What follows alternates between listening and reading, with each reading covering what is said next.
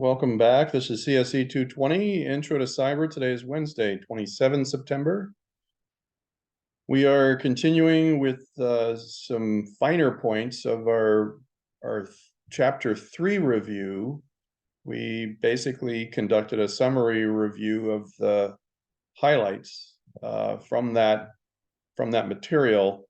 One thing I wanted to call out is that in your study guide, at the very beginning, at the very top, we ask you to reflect often upon the following themes: components of effective management and how these differ between organizations.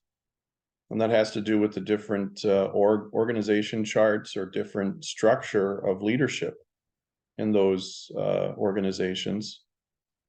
How cybersecurity interests play a role in the operations of other departments. So as you look at an org chart, you can see that there's a connected and multifaceted interest. So if you have an exposure in, say, the supply function of an organization, it can, depending on how the organization is organized, spill over very quickly if it runs up to a supervisor who also oversees other areas. And then, of course, local, national, and international standards. So we live in an archipelago. That's a $64,000 word that means island chain. So if we have this, hundreds of islands throughout the Caribbean, we have local jurisdiction, we have U.S. You have local territorial jurisdiction, you have national jurisdiction by way of the U.S. territory that we are. So United States of America, there are standards that occur and standards that are required. If you receive any federal funds from the U.S. mainland, then you automatically have to meet the standards of U.S. federal requirements for information security. And that's just one thing that most people don't. They know that there's a local interest, but they don't understand that, yeah, you also have to abide by the US federal standard on the mainland. And then there are international standards. So as soon as we cross a short channel from St. John to Tortola, now we're in another country. We're in the British Virgin Islands, or we're in the Bahamas, or we're in another territory. So it's not long before international standards start to take effect. Britain and other countries that are tied to other islands are part of the European Union, and there are data security standards that are actually more rigorous than US federal standards in some cases. So as we talk about these things, there's an undercurrent of urgency to meet those standards, and it's why organizations have these programs. And that's just one aspect of our review I think is helpful to keep in mind, right? So I always want to come back to these 3 points and consider those things as we review different situations and circumstances. What I'd like to do now, though, is go back to Chapter 3. We had made some pretty quick work out of the summary review, and we got to this screen in particular and noticed, oh, we're repeating 2 of the concepts, right? So these 2 concepts were repeated in the summary, which tells you that they're very, very important, right? So the security frameworks and standards published by government and layered implementation of security, which is why we need a program, right? If you're going to do this and you're going to have defense in depth at the hardware level, at the application level, with human training and awareness and education, you have personnel issues, you have defense in depth, you have all these different measures or controls. They're called controls. So let's go back to the beginning of our slides and just touch on some of the finer points, right? We don't want to spend a lot of time covering every slide, but we do want to make sure that we hit the most important things. So we did mention that policies are like the laws of an organization, right? Everybody understands that? Yeah.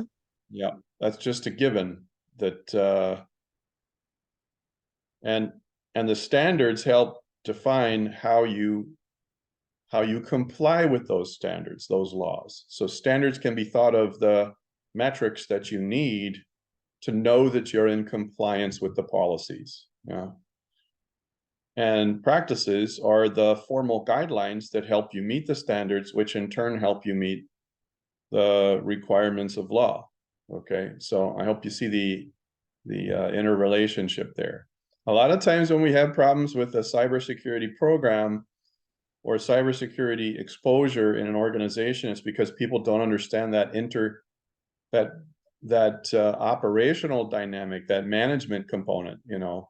So we have defined practices or defined procedures, checklists. Those help us meet the standards, which are derived in turn from the requirements of policy, right? So how do you meet the requirements of policy? With the specific standards. How do you meet those specific standards? With checklists and defined practices. Any of that's missing, the chain is only as strong as the weakest link, right?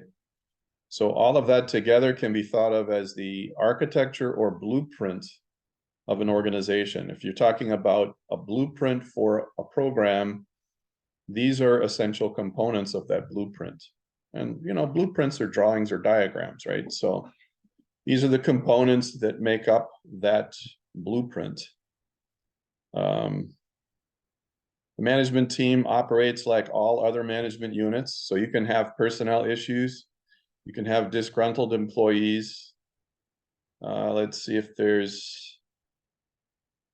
So it all comes back to the 3 pillars. That's another thing that comes up over and over again: confidentiality, integrity, and availability. You're always looking at having those three metrics, those 3 interests, well managed. You know, some of the management team's goals and objectives may be contrary to the IT management team. So this is something I want to call out. Our IT staff can at times be at odds with the cybersecurity team, because the cybersecurity team will check in and say, hey, what's going on with this server? What's going on with this service that's running on our network? It's not locked down. It's not secure. Did you not apply the latest updates? And the IT staff can say, yeah, in our spare time, you know, we logged 60-hour weeks last week. That's not a priority for us right now. We have to migrate to a new database solution so everybody can conduct business more efficiently. And the InfoSec guys say it's not an either or, it's a both and. You don't get to choose either this or that in your tech management scenario. You don't get to choose. You have to have both. It's both and, not either or. So that kind of dynamic can pop up from time to time in an organization. That's important to understand. The 6 Ps, right? So this is just a nice way to think of the components of a cybersecurity program. So planning, policy, programs, protection, people, project management. Yeah, if that helps, that's good. Strategic planning, you have to have long-term goals because a lot of times you can't just do something. It's not a one-shot, once and done kind of thing. It's an ongoing thing, and you have to have a strategic plan. What happens when our security expert has to go on leave because his wife is having a baby? He's gone for 6 weeks. Who's going to take over the oversight of our cybersecurity? Those are strategic planning components so that people get to have a life, right? Sometimes you have an industry acronym called Governance, Risk Management, and Compliance, or GRC. In some parts of the world, that acronym is relevant. I have to be honest with you, I haven't seen GRC used in my arenas, but I'm down in the trenches where the action happens. So this might be something of an acronym that's more prominent or better known in the European Union or internationally. There's a lot of acronyms, and sometimes they fall into and out of vogue, right? So that's another part of this. So when you have information security governance, you're talking about the management of that program and how it's operated and how those principles and practices are applied. So when you see cybersecurity governance, you're really talking about managing the cybersecurity effort in an organization. Now, this is really important. This is a huge slide. One of the most important standards that we're going to refer to over and over again. ISO, these are the international standards for cybersecurity, the 27,000 series. So anything that starts with the numbers 27, right? So if you have 27014, that has to do with a specific standard for cybersecurity. It's an international standard, so everybody knows it worldwide. If there's a colon and a 4-digit number, that's the year it was implemented. And that's how you know whether or not the standard has been updated. So if we have a 27014 to 2020, then we know the 2013 standard has been revised and updated or replaced, right? So 27014 is one type. It is certainly important to know that 27,001, 27,002 are the two most important documents, because it's all about the program and about how to operate and manage a full-scale information security or cybersecurity program. So 2000 and how to work the controls. So we talked about controls. 27001 and 27002. Those are the ones that are by far central for reference whenever you have an organization that does anything internationally. So if you're part of an organization that works with the British Virgin Islands, that conducts business with them, then the ISO standards are something you need to pay attention to. If your business or organization has nothing to do with other island nations, right, down island, you're not doing anything with Nevis, right? Right, St. Kitts and Nevis, you're not doing anything with them. Any of these, any of the islands down island, then you're not worried about it. So yeah, so this is just a diagram. I don't expect you to know this, but I want you to understand. You're talking about the governance process of a cybersecurity program. There's interplay between the senior management and the people who work with the organization, the stakeholders. Those could be customers and business partners, and then the people within the organization, right? The managers inside there.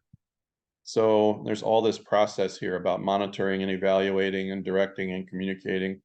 It's just helpful. So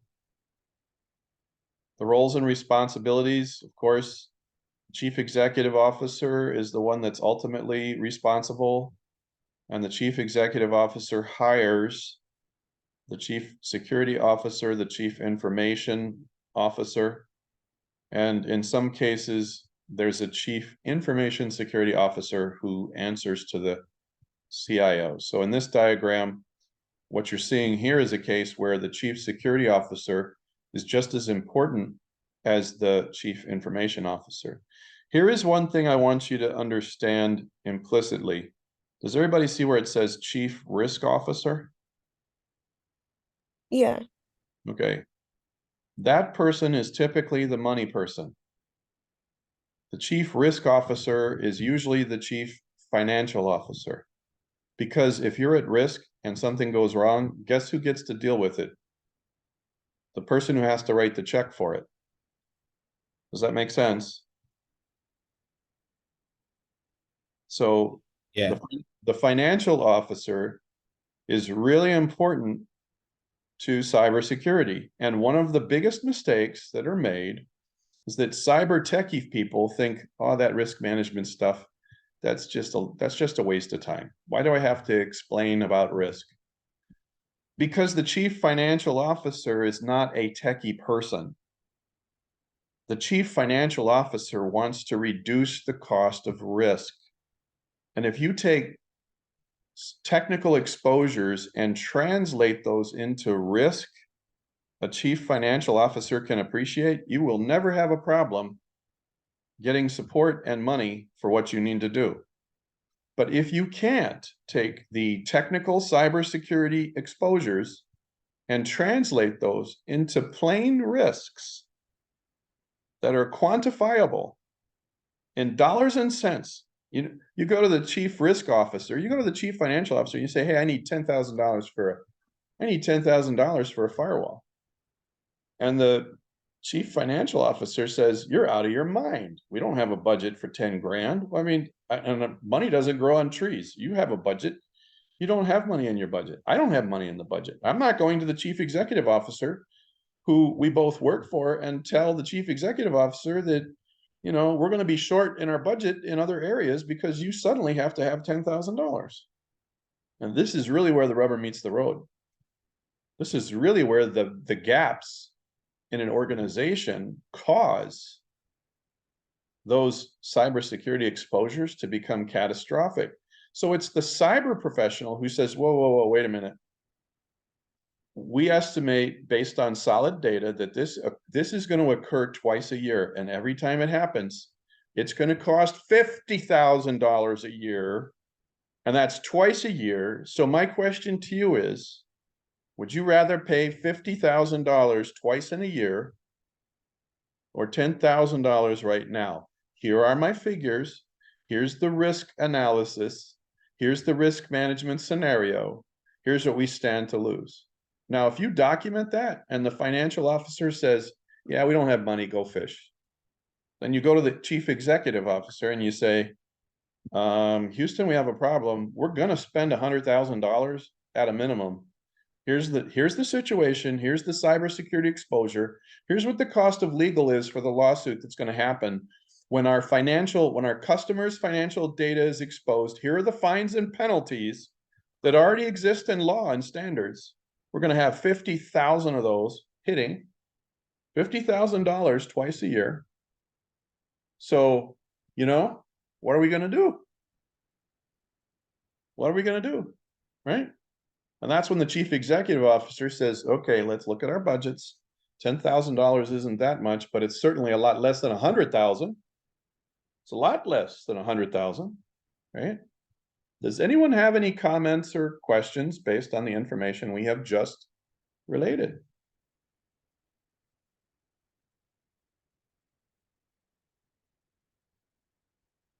Anyone?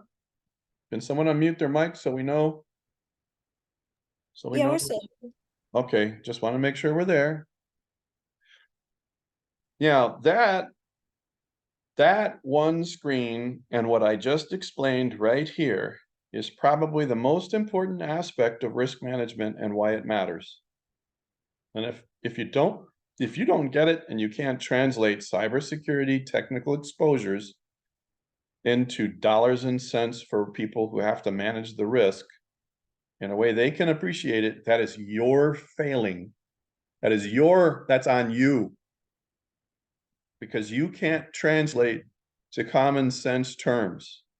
Like I just said, oh, we're gonna have a event. The event is going to expose our private sensitive data. We're going to have to notify our customers because it's a law. We can't violate the law or we go to prison. If it gets out that we didn't notify our customers, I'm not wearing prison orange for you. I'm not. Sorry, that's not part of my response. Sometimes you have to say stuff like that. Tactfully, of course. So you explain, and then you say, here are the facts. Let's make this happen. 9 times out of 10, it could have been prevented if we could only put it in terms the other administrative and financial leadership of an organization can appreciate. Now, you also have to document it. You have to make it a matter of record. And if the chief administrative and the chief financial people say, yeah, we just can't do this right now, then you say, at least I have made a record of these concerns, and we will go forward from here and we'll make adjustments and do the best we can, right? So if something happens, or when something happens, you're not the one wearing prison orange. They're the ones in the unemployment line looking for prison orange. And if their administrative and financial matters are so dire that they can't consider your need for cybersecurity efficiency, then you should not take that as an insult. But that's really, I've seen that over a 25-year period. I've lived that over a 25-year period. And the bottom line is that everybody's trying to stretch a dollar and do the best they can. The important thing is whether or not you addressed it, you brought it up, you documented it so that you live to work another day. Okay? Everybody got what I'm saying? I don't care what business, I don't care what business you're in. Don't care. Okay. So you're going to see a lot about risk management. In fact, we devote an entire chapter to it. That's why chapter 4 is such a big deal. Yeah.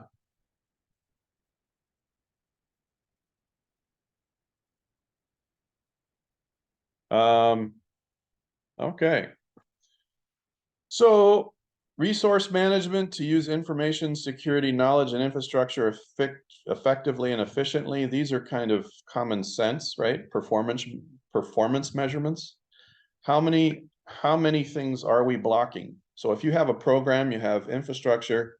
The first true story, the first time we purchased an intrusion detection system, this was about 20 years ago. We had $10,000 to buy a state-of-the-art intrusion detection system that had broken the speed record. I'm talking globally, worldwide. So as part of a special cybersecurity program where we could install the kinds of infrastructure that the US government, the National Security Agency, the Department of Defense were using in our shop on our campus. And we had interns and student part-time workers who were in that environment, right? Learning how to use that kind of thing. And you had to have performance measurements or metrics. So we plugged in the intrusion detection system, the IDS, and the moment we turned it on within 60 seconds, we had over 500 attempted breaches from all over the world within 60 seconds on the screen.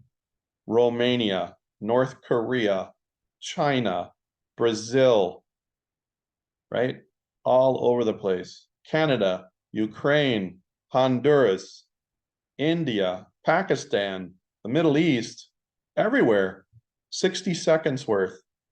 And that becomes a benchmark, right? So measurements and measuring and monitoring is an important thing.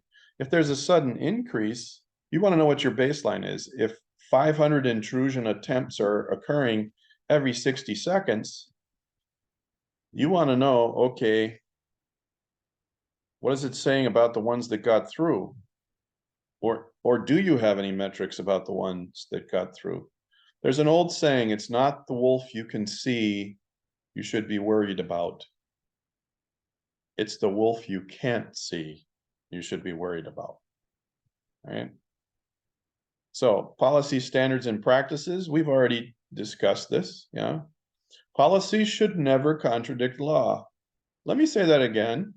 Policies should never contradict law. Did you know that there are organizations that are they have management that are so stubborn and so, I don't know, unaware of the risk they're taking professionally? By insisting on a policy in their organization that contradicts law. Happens every day. Oh yes, you do anything on our system with our computers, what you're doing belongs to us, and we get to read it, we get to inspect it. It's our data. No, it isn't. No, that's a violation of privacy. And there are privacy laws.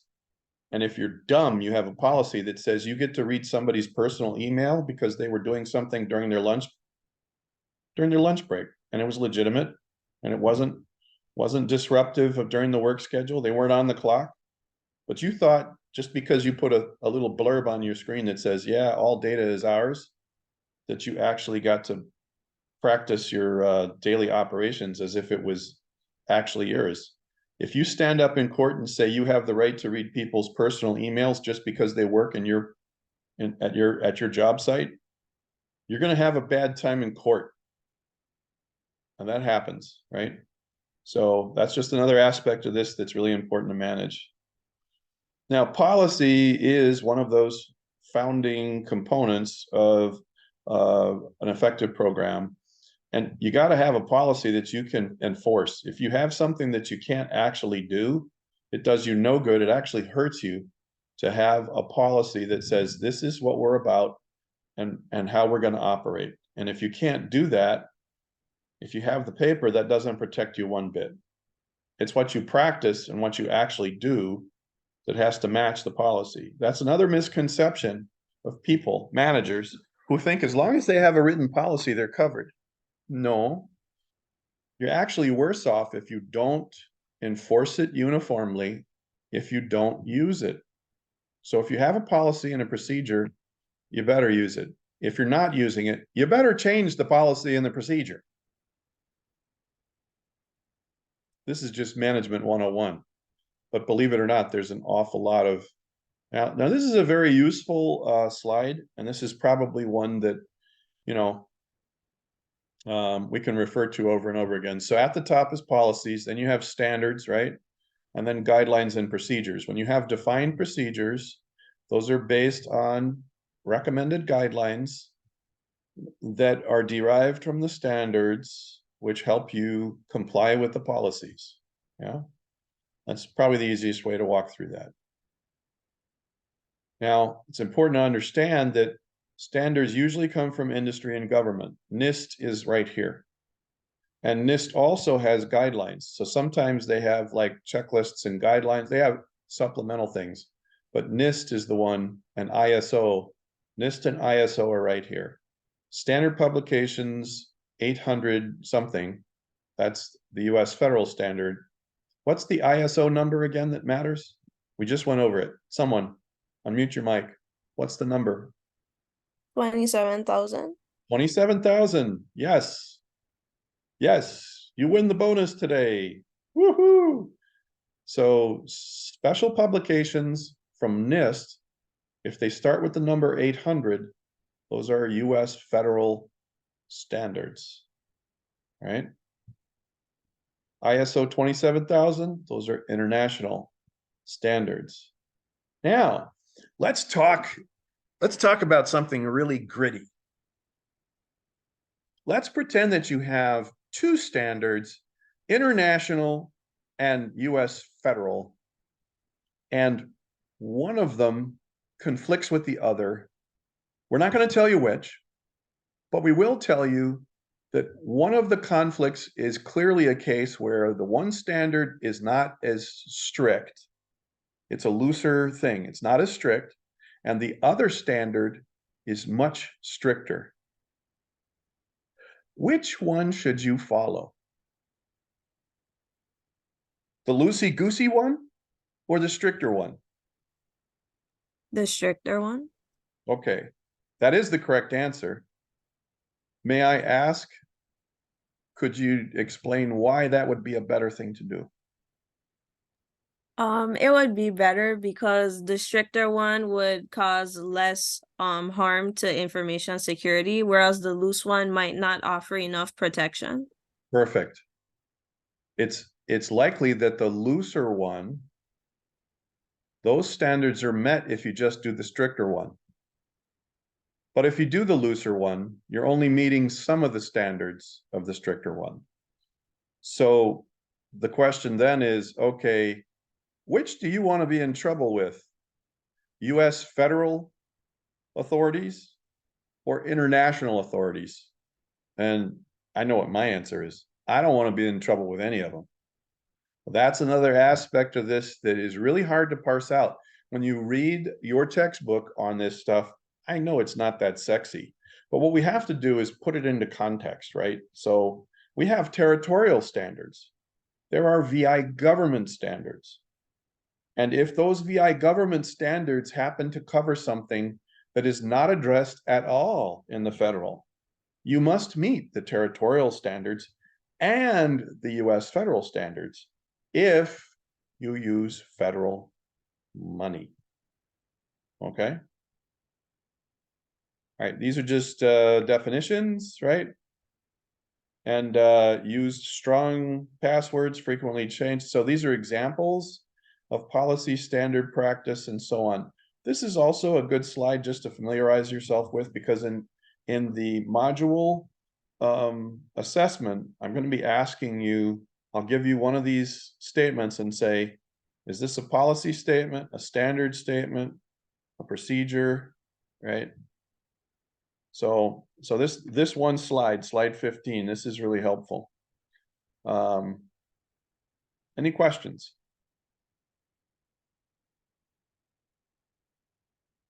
So a detailed statement of what must be done to comply with policy, sometimes viewed as the rules governing policy compliance, is known as an. So if you're complying with the policy, you're meeting the requirements of the standard, right? So if a document is helping you comply with policy, that's the next one down the chain, that's the standard. Okay. We've already talked about the differences in policies, right?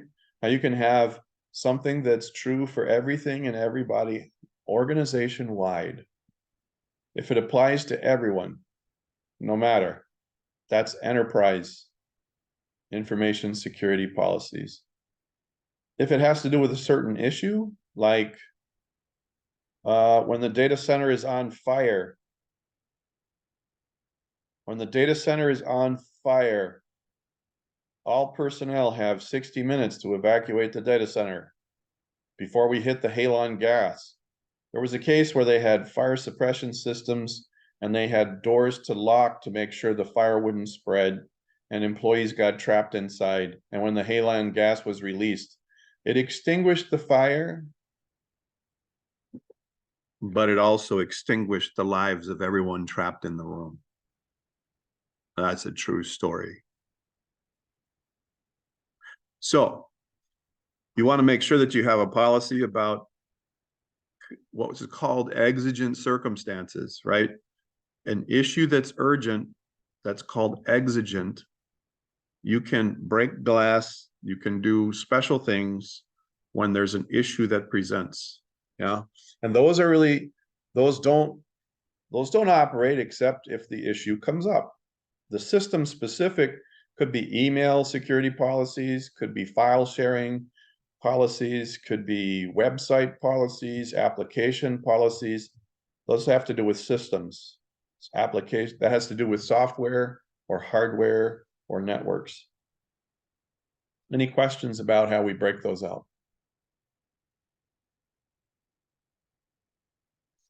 So this is just more detail about each. I would encourage you to review each of these, right? Remember that you can come from the top down or from the bottom up, but if it involves everybody, it's enterprise, right? So who is it that drafts these? Well, it depends, but if it's a security issue, then it could be the chief security officer, or if it has to do with technology, it could be the chief information officer. An enterprise information security policy is rarely written by the president. Okay, the president, usually the CEO, usually directs specific vice presidents. So remember, when you see chief something, chief something, chief something, you're looking at a vice president. All right. So when you have a policy, it's important to understand that it talks about what the interest is and what happens when it's not complied with. What you have to do So it's the issue that you need to comply with, and then what happens when there is no compliance, right?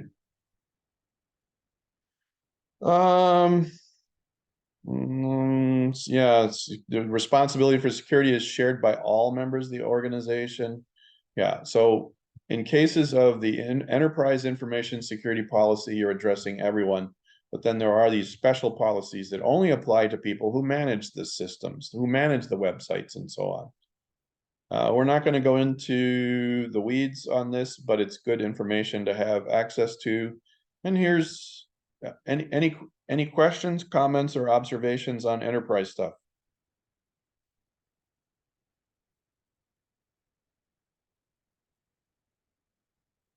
Yes, no, maybe?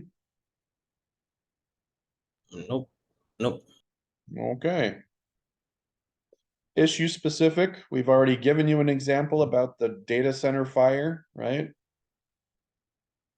So these are just more examples of the same thing. And then system security, right? Now you'll see reference to access control lists. This is huge. And it's an acronym that a lot of people have never heard of, and they don't understand the context. Access control lists, typically, they're typically used on a network or on a server, right? So when there's files that people are accessing, now it can be a specific user computer, but it's not typically a user computer. Now, generically, in this context, when the term access control lists is used, it also refers to things like privileges and permissions on a file system level, okay? But there is a certain network vendor that uses the term ACL, and it has to do with the network, how their routers are configured to allow certain traffic from different routes to allow on and off that router. So you'll see the term ACL used specifically in the context for some vendors, but it's also a general term that means restricting the access for a specific user, computer, time, duration, or even a particular file, right? So whenever you're using permissions and privileges, that's a very broad context. So in that sense, ACLs can be synonymous with the term permissions and privileges. I've seen the use of the term ACL used more often in industry to deal with routers and networks. That's usually how I see it. In the 25 years that I've worked in industry, whenever I see ACLs, it's like, okay, the network router, it's about the core network. And then when it comes to access control for everything else, like computers and particular files and applications, the industry standard terms are usually permissions and privileges. Okay.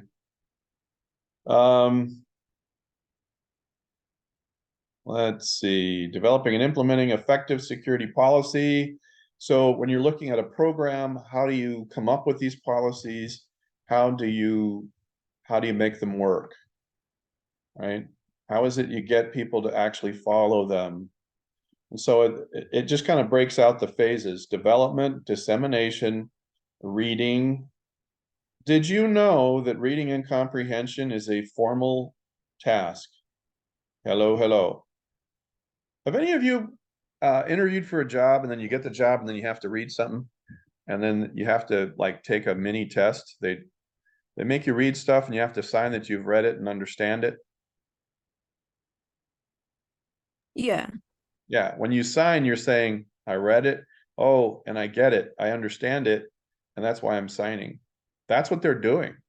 They are formalizing that step of the process.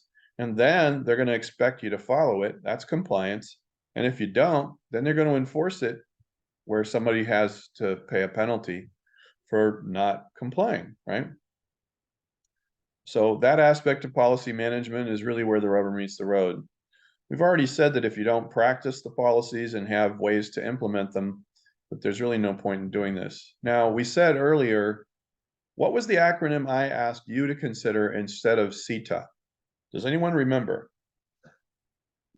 Eat. Eat is correct. If you want to eat and be successful in any line of work, just remember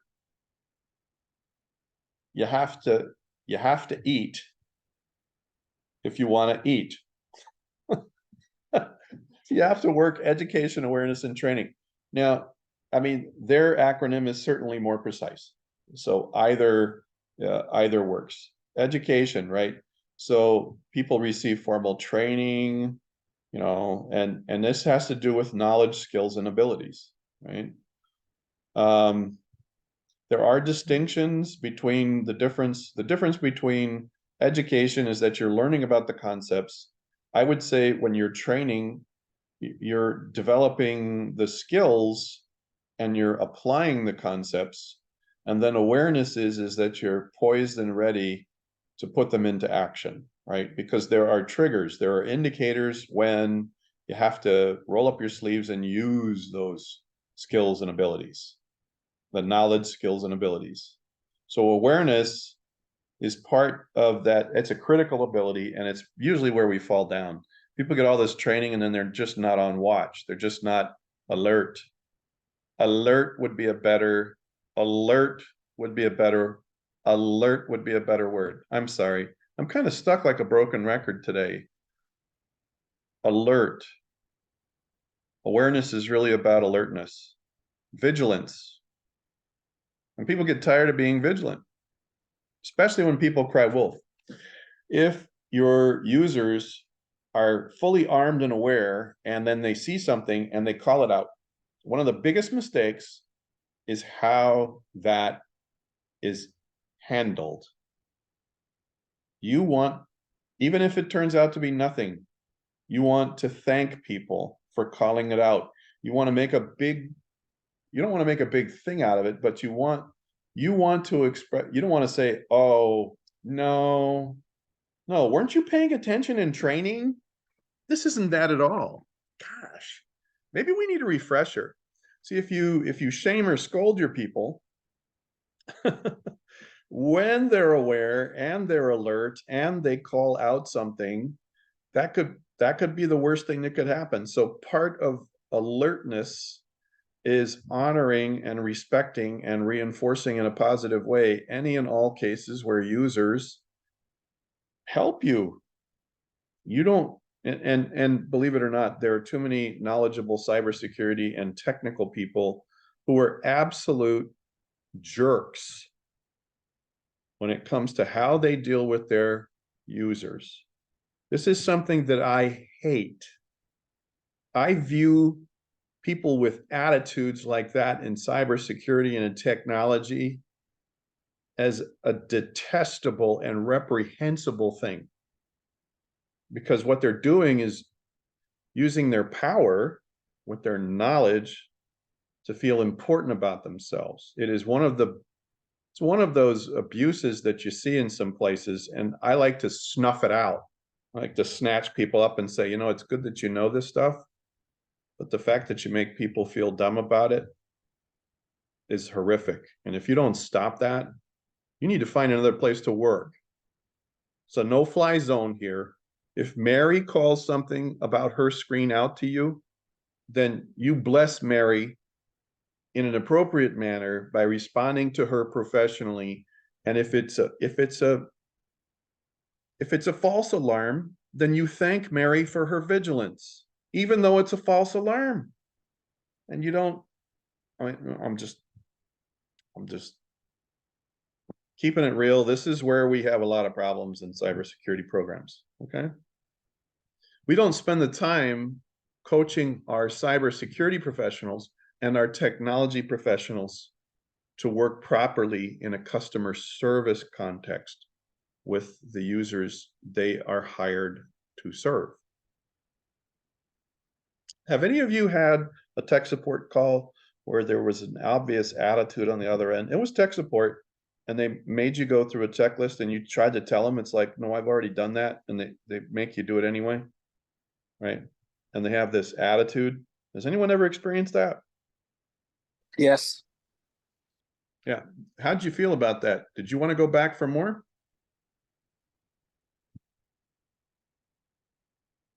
I mean, would it make you more likely or less likely to call for support the next time, I guess would be a fair question. What do you think?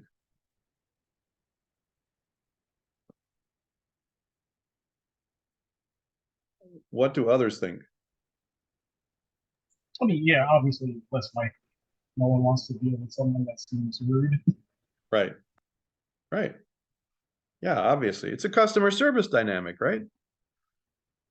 So part of securing the principle of awareness is having a really plain conversation with folks about their customer service skills. Did I tell you there was a true story where a user called in and they couldn't boot their system? They couldn't turn it on. And so they were told to find the CD that had the operating system so they could put it in the disk tray. And they said, "What do you mean disk drive tray? I don't know that I have a disk drive tray." And they said, "Oh, you push a button and a tray pops out." And they go, "Oh, well, that's where I keep my coffee cup. It's the perfect size for my coffee cup." True story. Did I tell you about this? No, I don't remember that one. Guess what the tech support person told them? They said, "Do you have the box that came with the computer still?" And the person said, "Yeah." And they said, "I want you to put the computer back in there. We'll give you a full refund. You're too stupid to use a computer." True story. The tech support person lost their job. They were fired for that. So they thought it was cute, but it wasn't at all funny, right? And that is a true story, 100%.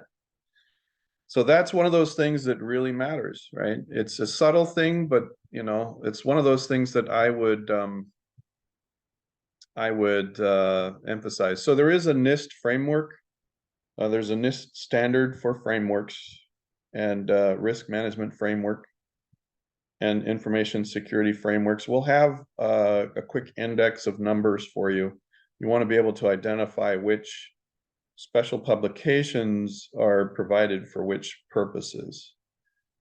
The whole idea is that when you're talking about a blueprint, you're talking about the design and implementation aspects of a program, but the framework includes ongoing stuff like how well you're doing, what lessons have we learned, right? Lessons learned is part of a broader framework of information security, and the blueprint has to be with how you stand it up, and then the framework is, okay, now that we're operating our cybersecurity program, do we need to make changes to where can we improve? So now a model would be a well-recognized framework promoted by a government agency. So right, so these terms are important, but I'm not going to get hung up on them. I don't think you're going to see a lot of assessment questions on that basis. This concludes. Okay, so when we come back on Friday, I'm going to spend just a brief 5-10 minutes on the ISO 27000 series standards and the NIST standards, just to call those out. And then afterwards, we're going to use your screens and your systems to do stuff hands-on. So if you would bring, make sure that your laptops are in play for the Friday session. And so we'll still do a lot of hands-on stuff on Friday. We'll also assist you with the next set of assignments in this new module. So we'll have new assignments out for this next module. Any questions before we close today?